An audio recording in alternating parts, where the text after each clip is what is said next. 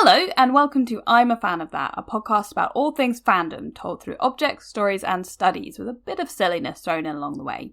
Your hosts on this journey are Dr. Vivian Asimos, public anthropologist and pop culture academic, and me, pop culture writer and journalist, all-round enthusiast, Holly Swinyard. Join us as we deep dive into the wonderful and wacky world of fan culture, its history, the people who make it up, and the way we look at this ever-growing part of our society. Fair warning, we may well talk about some adult themes, use some adult language, and possibly get a bit nerdy about the whole thing. You have been warned.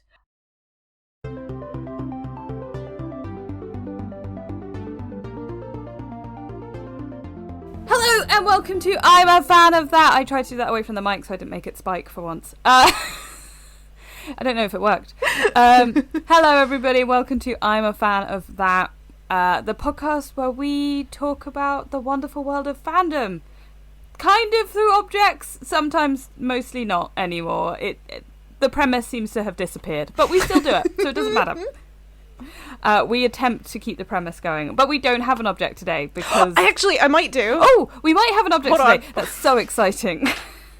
Vivian has retrieved a book. All right. She's back. So... we're just going to do a fun chat today, just to spoil that. I think we've done this on the Patreon before, and we just decided to do it here, because it's hot. We can't think. Way too hot. My brain, I don't think either of us are functioning particularly well. So we're doing what we're fans of right now, and to date when we are recording this, because, spoiler alert for people, we record this at a very different time than when it comes out. So we were recording this on the 14th of August. Yeah. So the world of Taylor Swift right now is insane. I feel like because I am living in a single fandom bubble at the moment, which is relatively unusual for me. This has completely passed me by, and I don't know how it's understandable. Yeah. To be honest, because even though I've been kind of around the world, I've been lingering on the edges, I have not been this involved in an album release ever for Taylor. And the only reason why I am right now is because I have thrown myself into a lot of the community groups and stuff like that because I'm doing research on Taylor Swift, which I will talk about in a bit. So this is the first time I am in the eye of the hurricane as this is happening. And it is so much fun, but it is so crazy, and I love every single minute of it. I feel like you're experiencing like the true joy of fandom in this moment. Like these moments are the ones that like when we talk about it on end about community and all that kind of stuff, but it's moments when there's an album drop or there's a big moment within the fandom and you get to be there and experiencing it. Is so exciting. It is so there's like 2 or 3 people who do like music react videos that I've been following because they did really big Taylor ones, and I'm going to be later reaching out to them to potentially promote stuff with the work. Like, I think all of them did live streams because on Taylor's website they had a countdown to an announcement. Wow. And so they were live streaming towards the announcement coming out, which was like 12:12 in the morning, and which would have been like 5 a.m. or something our time, I'm sure.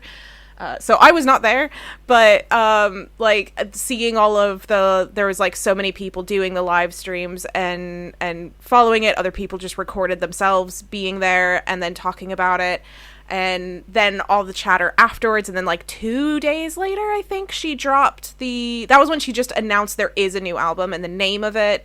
And then she showed the cover art this morning. I believe it was this morning. So, and the track listing. And so I was looking at that at 3 a.m. this morning, the track listing. And so I got to re-look at it again later in the morning at like 8 with my breakfast burrito going, okay, now I can take this in. So it's been crazy. One of the things that's been fun is I've been trying to dip myself into that kind of fandom mindset a lot more. And I don't know how much you know about a lot of the kind of Easter eggy commentary, intertextuality of things. But basically every era... I have studied the lore. the canon text. Every era has a color associated with it. And Midnight's is like a navy blue.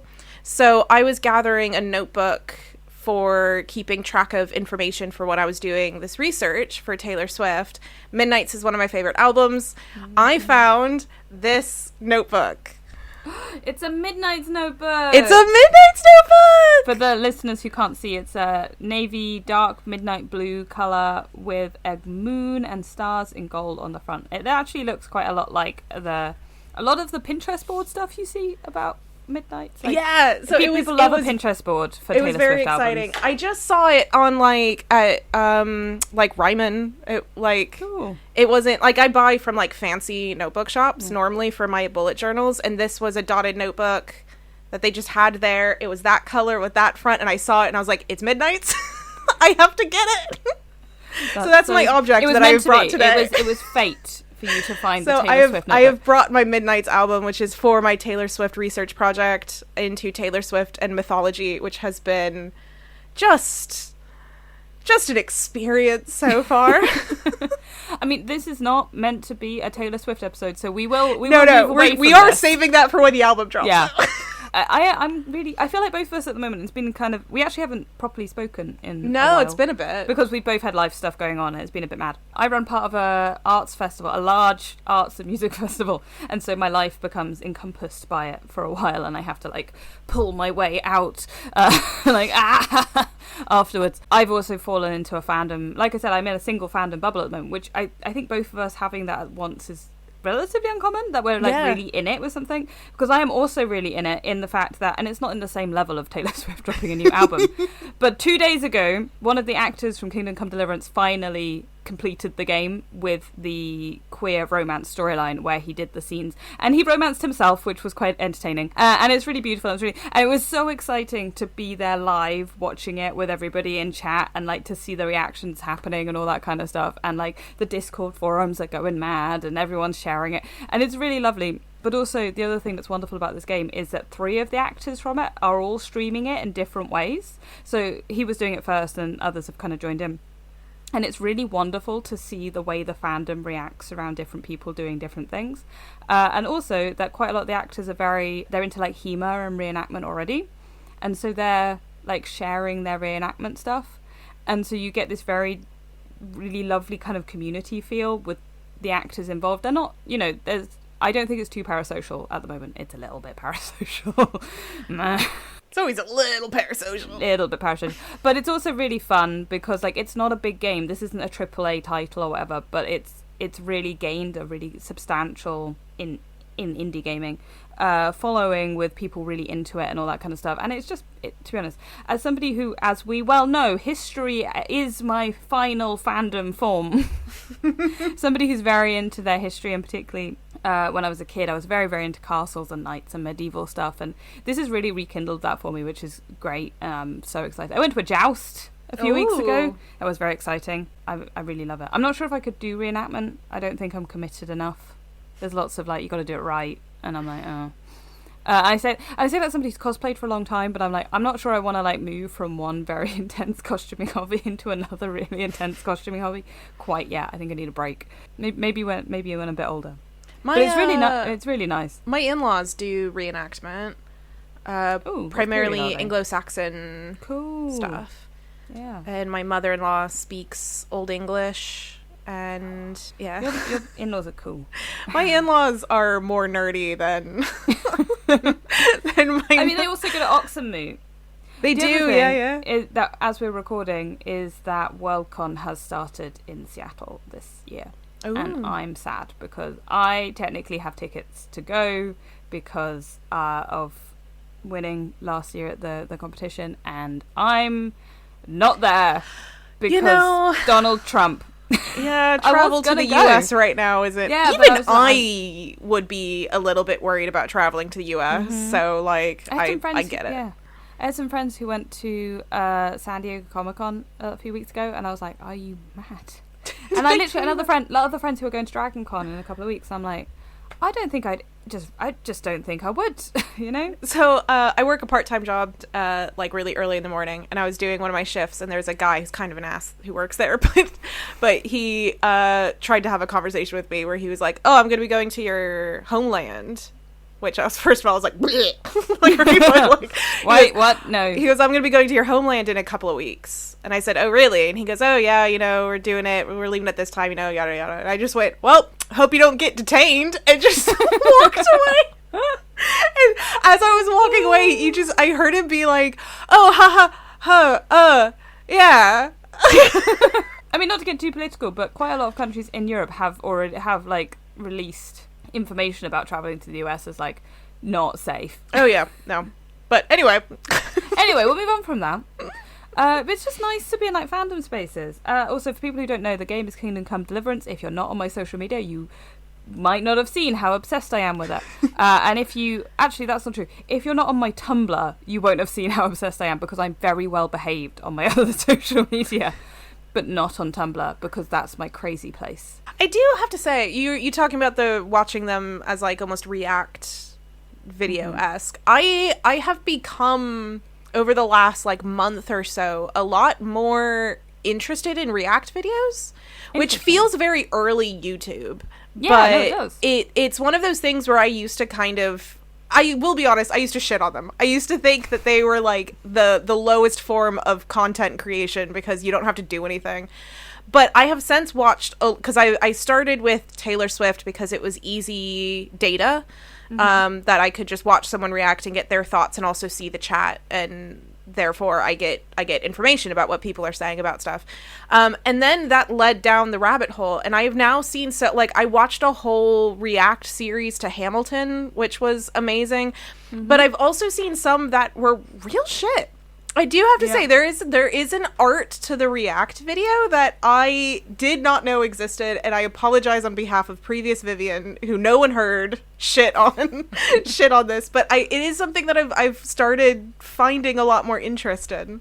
I think particularly React videos, there is a particular person who, I think she's on TikTok but also on like Instagram Reels, and she's I want to say a child psychologist of some description, and she reacts to Disney movies and like analyzes them, and that's really interesting because she's bringing a very specific set of expertise to these movies, and they don't, like, particularly with the modern ones like Encanto or Turning Red or whatever, they have a very clear message in them, but when she reacts to older ones, it's really interesting as well because she's seeing things that maybe, and seeing what people might react to in them in a way that maybe we wouldn't have. So it's quite a cool way of doing reaction videos. I like that.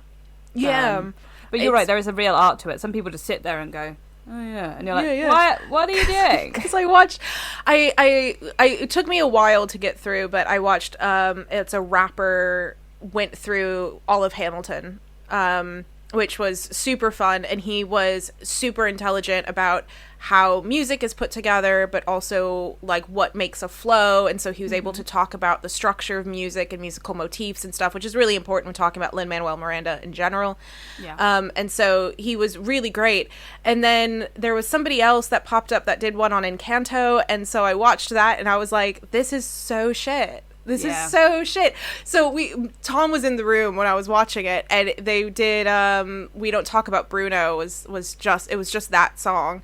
And all he talked about was the fact that he was like, oh yeah, because when they say no, no, no, that's the end of Bruno. And I'm like, oh, fuck off. Yeah, duh. Like, who cares? Like, so yes. There really is an art to it. Even if you're an expert, I think some people will have quite distinct expertise, but they just won't know how to put them across in a video format. It's an interesting one. I mean, we talked about this briefly beforehand because I love a podcast that just reacts to things. They're just gonna. We both, it turns out, listened to Too Scared Didn't Watch. Yeah. Too Scary Didn't Watch even, which is a horror movie. I don't know if we can call it a reaction, but it's a recap. It's a recap, I think. Yeah. Which I would have thought, listening to somebody describe the plot of a horror movie to you on a podcast with no visuals at all would be boring. It's not. It's hilarious. Because that's what they do. They describe horror movies and basically tell you what happens in them because it's too scary and you didn't watch it. And it's great. It's really funny. Yeah, and one of the co-hosts finds scary movies too scary and doesn't watch them. And so the other one is recapping. Yeah. Yeah. But the one who finds them too scary loves John Carpenter and always does I'm always like, of all the things. Yeah. John Carpenter. Okay, sure. However, it turns out, because I was trying to listen to the one on Hellraiser, still awful, even when described. still awful. Like, I was just like, you know what? No, I'm just skipping through this because it's still just terrifying. And I'm like, no, Hellraiser goes beyond the levels of scary, you know? Somehow, The Conjuring, Paranormal Activity, fine. Absolutely fine. Hellraiser, no. And I think it may be because it's quite gory. It's quite visceral. Yeah. There's a lot of hooks. I won't say anymore because we don't have that rating for this podcast. But yeah, because I listen to a lot of recap podcasts in general for all my various reality TV shows. So I've got like one that is two women who are ultra feminists, which are fun. Talking about, they primarily do dating shows and rom-coms and stuff. So it's Bachelor in Paradise season right now. So they're doing Bachelor in Paradise, and it is very fun to see. But yeah, so they're fun. And then I have two different ones that I watch or I listen to for my Real Housewives. One of them is two gay men, and the other one is two straight men. Which is really fascinating to get like different perspectives and stuff. I mean, I would say 9 times out of 10 they fully agree on the same premise, but every once in a while there's like a difference in opinion, and so it's really fascinating because that's why I like to listen to people who are different than me. So a gay man is going to have a different experience than me. There's a YouTuber that does recaps that I watch who's a black woman. So it's the different experiences because they might talk about something that I didn't catch because you know, I'm not going to catch it. So it's nice to have somebody catch that for me, essentially, so I can become more aware of it.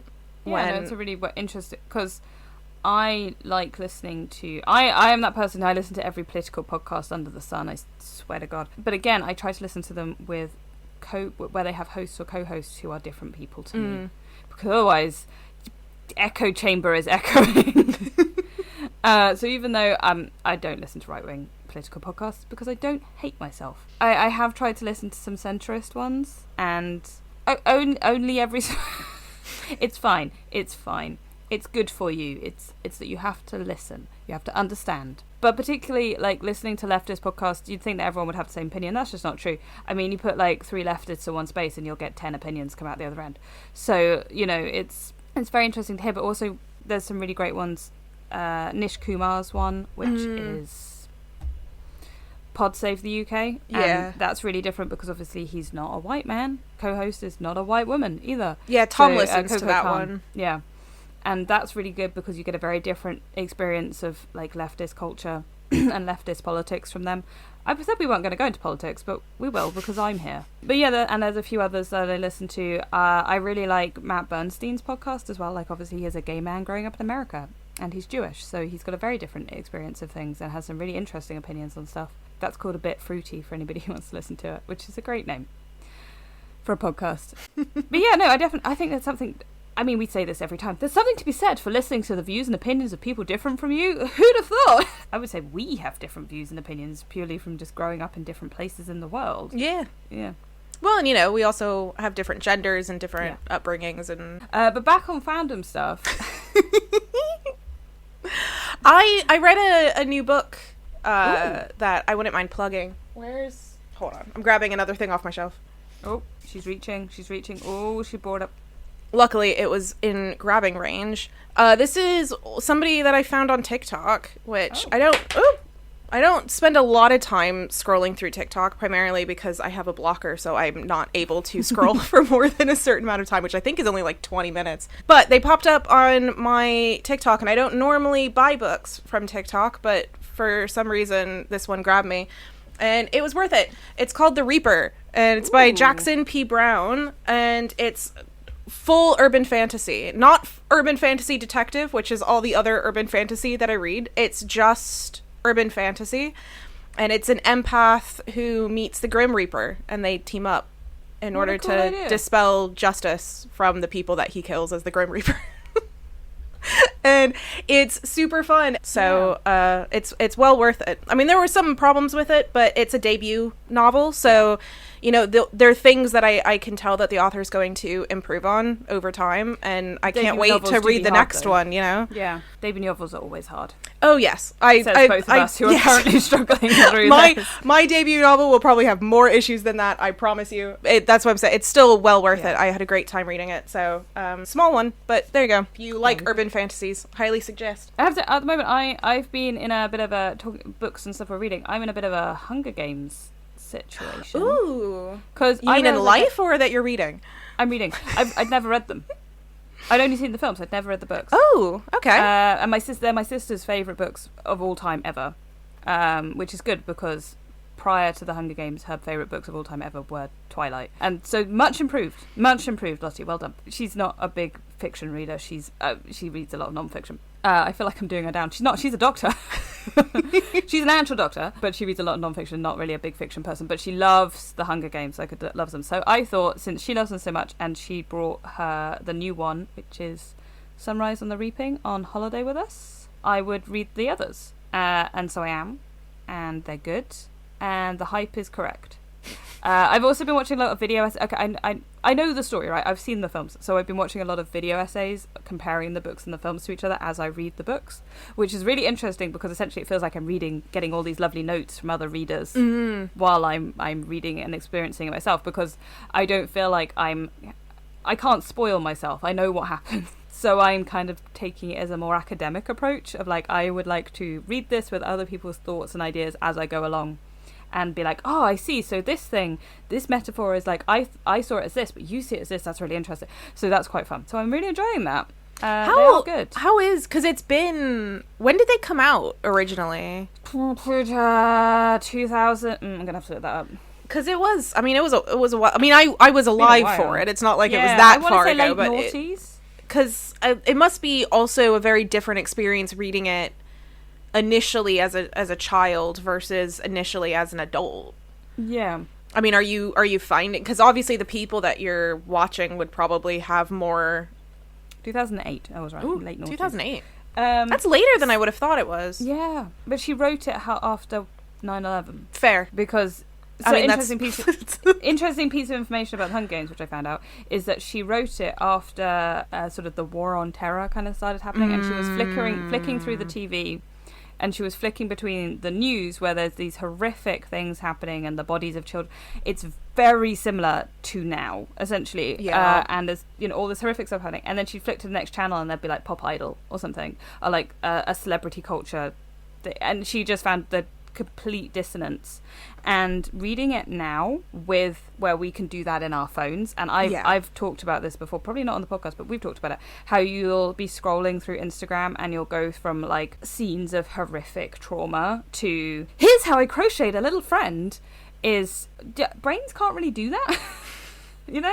Like you're like, I'm either thinking about this or I'm thinking about that. Having both is horrible. And particularly like with influencer culture and stuff like that now, they feel, to me as an adult reading them, particularly as somebody who has a lot more understanding of the world, they are really, really well written to what they're trying to say and what the message they're trying to put across is. And you can tell she's done her research.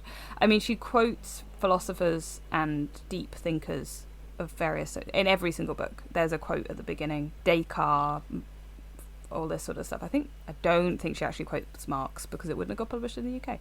But you can see the influence in the US even. You can see the influence in there and all this sort of stuff. She quotes Orson Welles, George Well, 1984. She quotes 1984. My brain stopped working. It's fine. And just stuff like that. So you can really see where her thought processes come from in these books. I would definitely recommend reading them again as an adult and reading the new ones. But it's really, really interesting. But the people, you're right, the people who I'm kind of watching, they are people who've read it as children.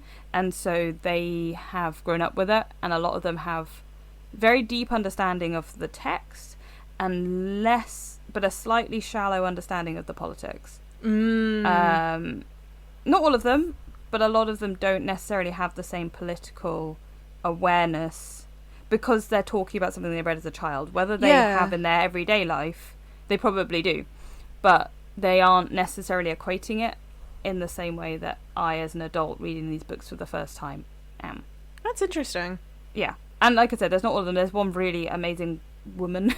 I was going to say girl, no, she's a woman.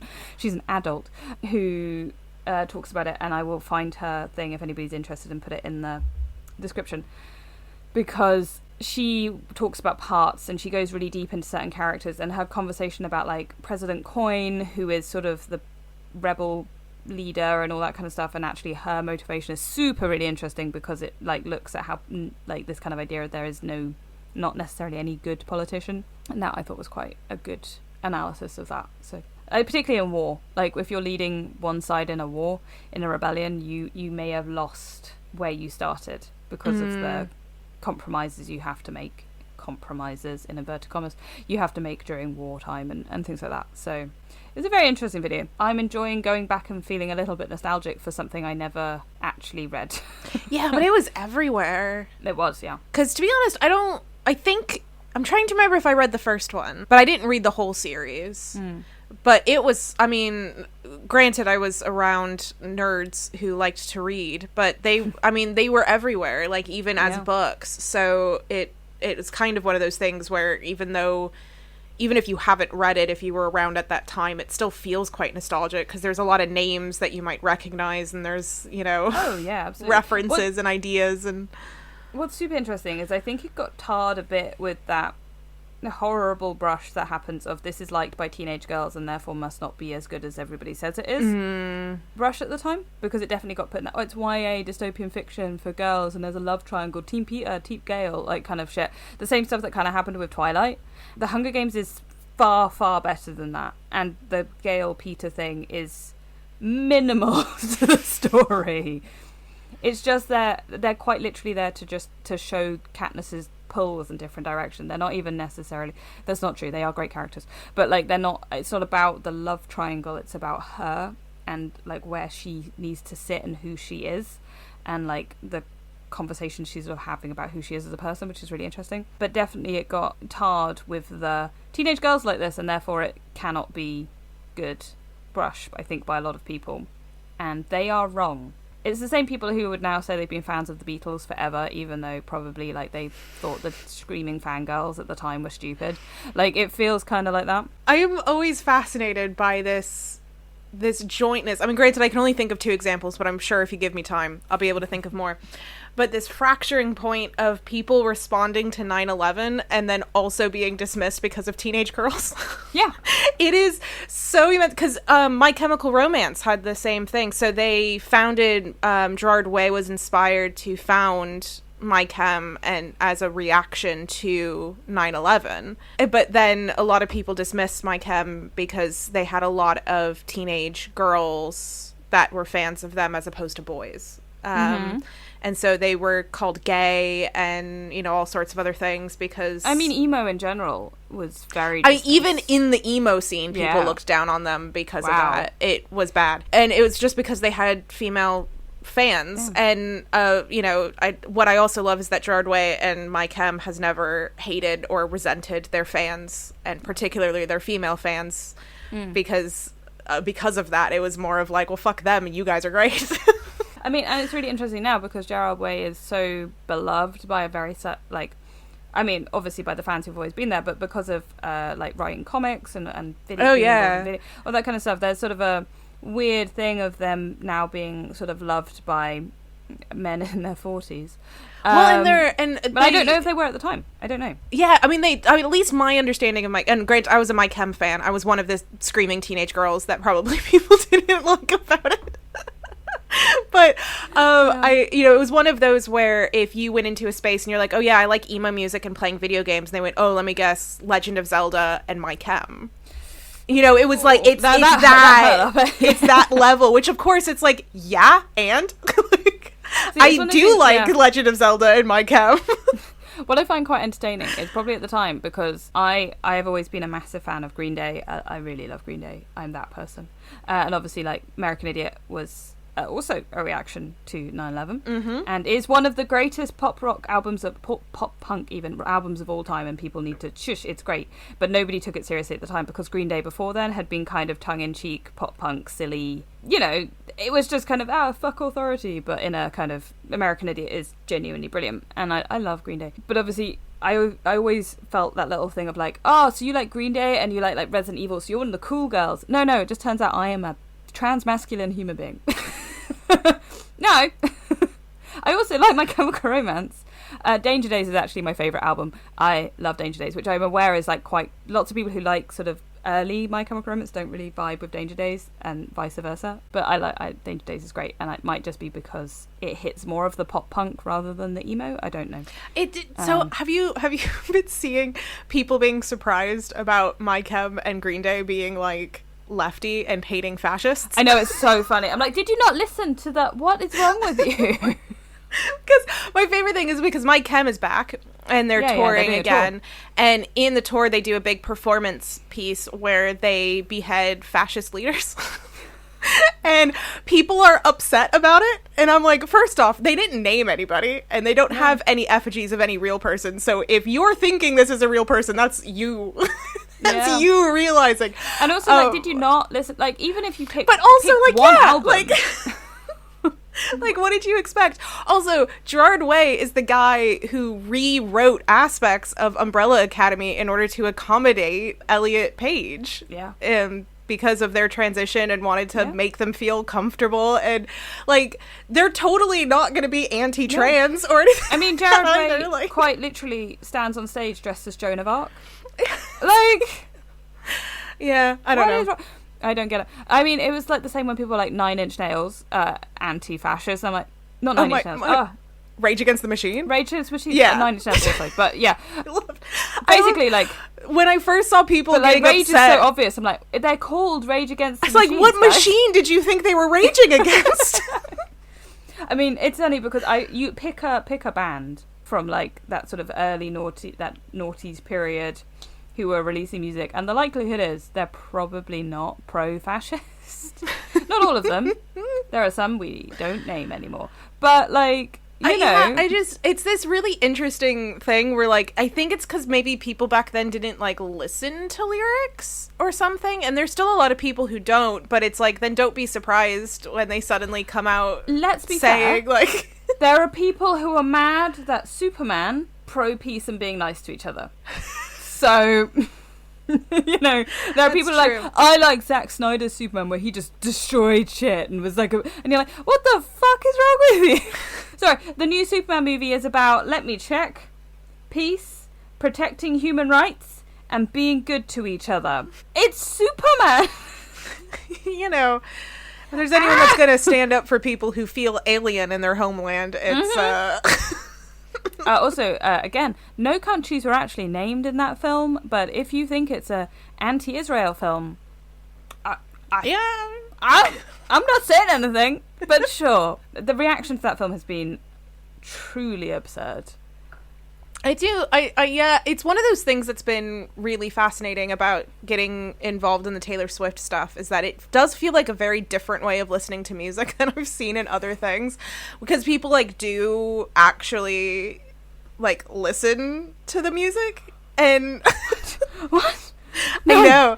Yeah. But I'm sure there are people who don't care and just put it on the background, but they tend to not be very many. And it's one of those things where it's like, it would be hard for anybody with that same mindset to listen to Green Day and then be like, what? I just can't understand how you could listen to anything by any of these bands, like particularly Green Day and My Chemical Romance, and go, oh yeah, no, they're totally in line with my right-wing politics. Are you okay? You know, it would be like someone being like, yeah, System of a Down, right-wing. I'd be like, what the fuck? Here's the thing, though, is I probably would have used Rage Against the Machine as, like, the crazy example, but I saw that before I saw Green Day and stuff, and I'm like, I'm sorry, you lose the argument if you start throwing Rage Against the Machine as a surprise. Yeah, like, what the hell? You know, the people who said, fuck you, I won't do what you tell me on the BBC. Oh, I love it. It's so... I don't love it because it's terrifying. We live in a terrifying world. But, like, the level of just pure, like, stupidity in some of these... Oh. So, you know, there's things about Swifties that I think is strange and... and odd. But the fact that they actually do spend time thinking about the meaning of songs, I think is a pretty good move. It's probably good for them. They probably have a really good, like, literary understanding of certain things. Maybe not everything, but definitely Taylor Swift. I've been meaning, this is something I have not done yet. Maybe I will do that this afternoon, because I've been trying to figure out what to do this afternoon, because I am very far ahead on a lot of the things I was supposed to do this month. But I want to do a track of Google Trends of search results for, like, how many times people were searching for things, because I am unaware of how many of the literary references that Taylor Swift uses in her lyrics were previously known by people and how many of them weren't. Yeah. Because, so there's a song on her, soon to be not as most recent album, on Tortured Poets, it's called The Albatross. Oh. Which is, as you could imagine, a direct reference to Coleridge's Rime of the Ancient Mariner. Yeah. And I have now seen, I think, 3 or 4 React videos to that whole album and that song, and none of them knew the reference. Oh, no. But people in the chat were saying it, and there's a part of me that's like, but did you know it before, or did you look this up? Yeah, because there was a series of books that I read when I must have been like 9, 10, called The Witch Trade. Really great, fun, world-building, sort of young adult books. I probably was slightly too young to read them. But one of the characters in them is the Ancient Mariner. And he has an albatross. He also has a submarine. It's cool. I mean, it's not like a direct literary reference, but it meant that I, age 9, went and looked this up. Yeah, right? and I don't mean it as an insult to anybody who doesn't know it, as long as you then go and read it. Come across it. Yeah, exactly. So, like, what age you are when you come across certain things, because the Rime of the Ancient Mariner is probably not taught in schools that much, and you'd probably have to have I'm lucky in my family and my parents, and the likelihood is we had it in the house. We did. So I could just go and find it and read it. But not everybody has that. But it's you're right. It's that thing of, like, when you discover something, do you then go and look it up and find out about it? Like, I'm wondering how many of them will be going and looking up Ophelia now. Yeah, that's what I was wondering. How many people know about Ophelia? So I was in a Discord of Swifties because, so the for reference, the track list came out. Did I mention this? The track list came out, and it has Ophelia on it. I was in the Discord this morning, and there were people talking about their history of Hamlet. And stuff like, because somebody mentioned like Ophelia was one of their favorite Shakespearean characters. Oh, that's sad. I know, that's why I was like, really? Like, I mean, really? I could think of better in that play, Hamlet being one of them. And that's great. What are you talking about? he's so fucking funny. But anyway, so yeah, they were talking about like their experiences with Hamlet and stuff, and so there's it's been interesting kind of seeing the dynamics of literary analysis kind of going on out, like, of what's going around outside of it. But yeah, the Rime of the Ancient Mariner was the one that I was primarily interested in, because like you said, I remember studying it in school, but I can now not remember if it was high school or university, because that's a big difference. Yes. Because if it's in high school, it's like, okay, like, people should know this, but if it was university, it's like, fair enough. And I think also with a lot of things, the Rime of the Ancient Mariner is kind of a bit out of fashion now, I guess. Like, these aren't, in the same way that, like, when I was at school, we did Moby Dick. I have a friend who's an English teacher in senior school. They're not doing Moby Dick, because Moby Dick is boring. It is boring, unless you do the homoerotic queer analysis of it, when it's very interesting. There are things that go in and out of fashion, and I think probably at the moment they're not the things that are in fashion to teach. And also it probably depends on where you learn as well. Like you said, if you learn about it at a university, it's a different thing. If you're learning in the United Kingdom, you're going to learn one thing. If you're learning in the US, you're going to learn a thing. If you're learning in France, you're going to learn something completely different. Why would French people know the rhyme of the, like, why would that be taught in school? They're going to have their own literature. I was so upset when I found out that you guys, well, at least Tom didn't learn Zora Neale Hurston, who's an American author. Nice. She's one of my favorite authors. She's amazing. But she wrote Their Eyes Were Watching God. I highly suggest literally anybody with eyes that is able to read that book. It is one of my favorite ones ever. But she's an American author. We just have to read The Great Gatsby a billion times. I mean, I also had to read The Great Gatsby. But yeah, she's an American author, and it was just one of those, because I read it in high school, and I just kind of assumed, that's one of the books that you read in high school, is Their Eyes Were Watching God. And I mentioned Nora Zeal Hurston in passing, and Tom was like, I don't know who that is. And I was like, she wrote that book. And he was like, don't know what you're talking about. No. And we have had this conversation now 3 different times, and each time he's like, I don't know who you're talking about. And I'm like, you need to learn. You need to learn now. The reason why I like her so much is she also worked as an anthropologist. And has a lot of her anthropological work and has some really amazing quotes about anthropology and the importance of it and stuff like that. Love her. You know what? It was in a Kingdom Come Deliverance actors live stream for him playing the game, discussing the fact that English people don't learn enough about European history. We just learn about British and English history, which, kind of makes sense, I guess, but also it's kind of, it would be really good for people to learn, particularly European and Central European history, because then you understand why it is the way it is. Because he was talking about how when he moved to Prague, he suddenly got a huge, massive cultural shift in how he looked at the world, because he started understanding the history of the Czech Republic and Poland and all these other places. And it was interesting because I did study that at school because I'm a nerd who's interested in Russian history, and so I got to when I was at A-level and you got to pick stuff, I was like, yeah, we'll do that bit. And so you end up with a lot of stuff around that whole area because Russia, because Russia's part of the conquering. Yeah, exactly. But also, interestingly, one of my not picked modules was Italian history, why my history teacher picked Italian history. But it is really interesting when you do learn about other places, because you suddenly go, oh, fuck. So, like, you reading books that we've never read. To be honest, you probably read a lot of the ones we did because we did a lot of American literature, or at least I did. Like Steinbeck and Grapes of Wrath. Love Steinbeck. All that kind of stuff. But I did a whole like GCSE module on Conan Doyle, which probably you didn't do.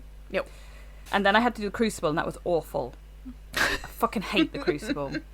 I also hate Ian McEwan because of my A-level English. I fully hate Ian McEwan. Atonement is one of the worst books I've ever read in my entire life. Fight me. He's clever and he knows he is, and he writes women badly. It's not fun to read. People probably disagree with me. They made a film with Keira Knightley.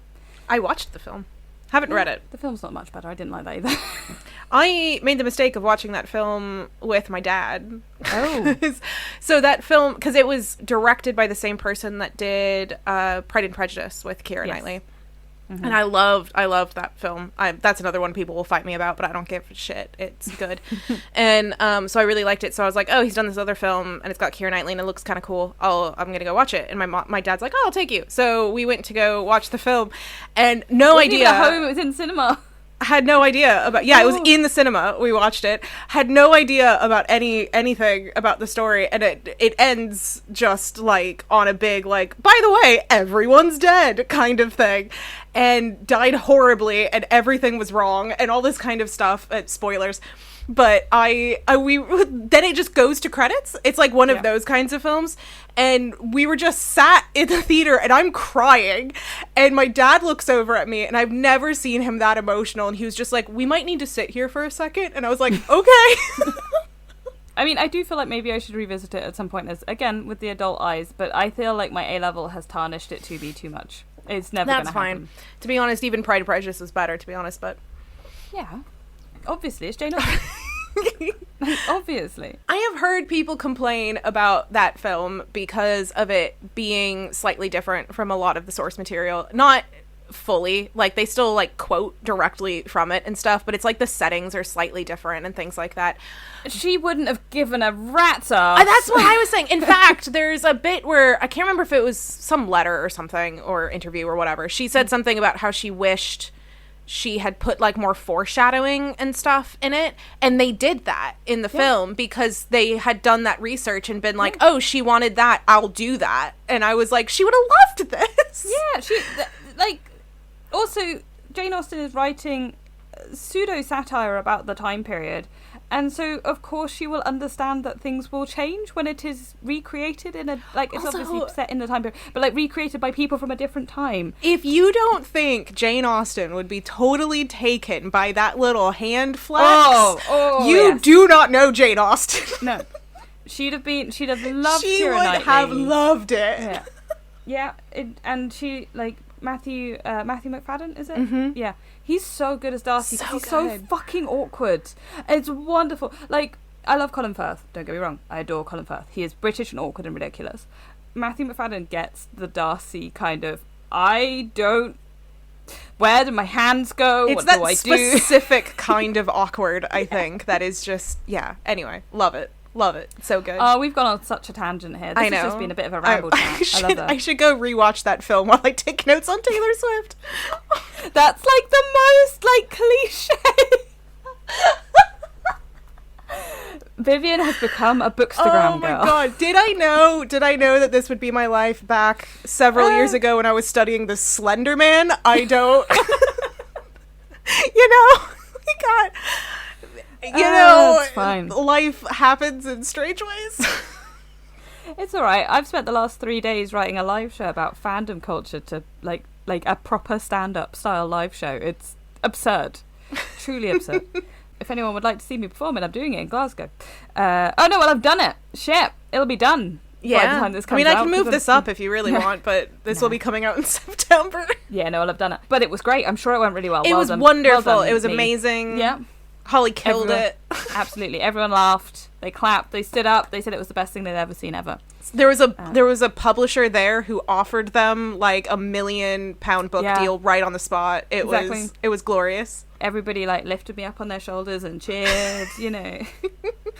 I feel like this has been wonderful fun. I've enjoyed this a great deal. I realised as well we could have used... I've got a new tattoo for a fandom which we could have used for this episode as well. But that's fine. There you go. We do have objects. They're permanently on my body now. I feel like we need to do this at least once a series where we just be like, what's going on with us? What are we doing? I mean, we have done this a couple of times on the Patreon, so if you enjoyed this kind of chat, you can hop on over to Patreon because there'll be more. Get on the Patreon. Yeah, you got 2 more episodes, and then after that, we're going to be moving over exclusively to Patreon for quite a few months. So if you don't want to wait during that time, you can hop on over to Patreon where there's going to be just a continual flow of us talking about random stuff. And also already quite a lot of episodes of us talking. Yeah, if you want to you can catch up on all of last season's if you want. Yeah, which was I enjoyed. We had some really good chats. We did. The last one. We got into it a few times. I enjoyed that. And I'm assuming that this upcoming season there's going to be some kind of payback for the game that I made you play last season. So yes, the bonus episode that we did release it. I think we did release it. Yeah. The bracket. It was to be honest, I had way too much fun in order to keep that firmly behind the paywall. Yeah, but yeah, I'm really excited. And like I said, we're going to have some spooky season stuff coming in the next couple of episodes as well, because we're hitting into October, which is great. So get on the Patreon, follow us on all the social medias. We have Instagram, Blue Sky. I think technically we have Threads, not that either of us remember it exists. No. We are on TikTok as well. We are on TikTok now, which is exciting. So if you just look for Fan of That Pod everywhere, you'll find us. You can like, subscribe, send us to your friends. Reviews are really, really good as well. Please, comments, all that kind of stuff. So wherever you're listening to this, whether it's on YouTube or probably not Spotify, given that everyone's leaving Spotify, but Tidal, I hear is the new one. All right. Yeah, but say if it's on a load of different RSS feed catchers, so pretty much anywhere you go should theoretically have it. If you go somewhere that doesn't, let me know, and I will amend that. But thank you so much for listening. Also, as ever, remember to go and buy our books if you haven't done it. The links are always in the bottom. Yes. We will see you in 2 weeks' time. You will be hearing us. That's a threat. It is a threat, yeah. Bye. Bye. Thank you for listening. Remember to like, review, and subscribe wherever you are listening to this podcast, and do give it a share. Tell your friends, family, fellow fans. Get the word out however you feel like you can. You can follow us on social media. Links are in the show notes, as well as some links to further reading for anyone who might be interested. Music for this episode was Nowhere Land by Kevin MacLeod, licensed under Creative Commons by Attribution 3.0. This episode was produced by Vivian Asimos and Holly Swinyard.